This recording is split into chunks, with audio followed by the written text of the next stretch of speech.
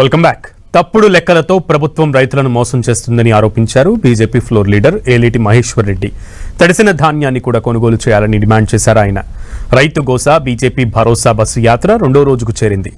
యాదాద్రి భువనగిరి జిల్లా కేంద్రంలోని వ్యవసాయ మార్కెట్ అలాగే వడపర్తి ఐకేపీ కేంద్రాన్ని బీజేపీ నాయకులు సందర్శించారు. ధాన్యం రాసుల దగ్గర పడిగాపులు కాస్తున్న రైతులతో మాట్లాడి వారి సమస్యలను అడిగి తెలుసుకున్నారు.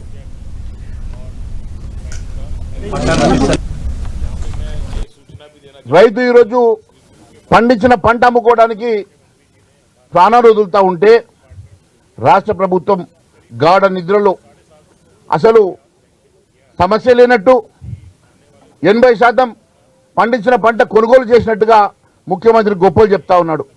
నేను ముఖ్యమంత్రిని ఛాలెంజ్ చేస్తా ఉన్నాను.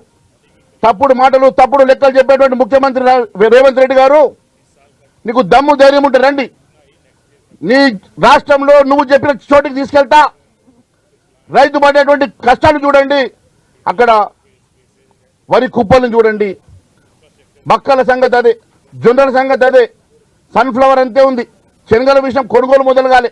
రాష్ట్రంలో రైతు పడుతున్నటువంటి గోస అంతా ఇంత కాదు. ఏ రైతు ఓటుతోటైతే నువ్వు ముఖ్యమంత్రి అయినవో, ఏ రైతు పేరు మీద మీరు డిక్లరేషన్ ఇచ్చి వరంగల్ డిక్లరేషన్లో మీరు రాహుల్ గాంధీని దొరికొచ్చేసి అబద్ధపు మాటలు చెప్పినావో, ఈరోజు ఏ ఒక్క హామీ అన్న నెరవేర్చినావని అడుగుతున్నా.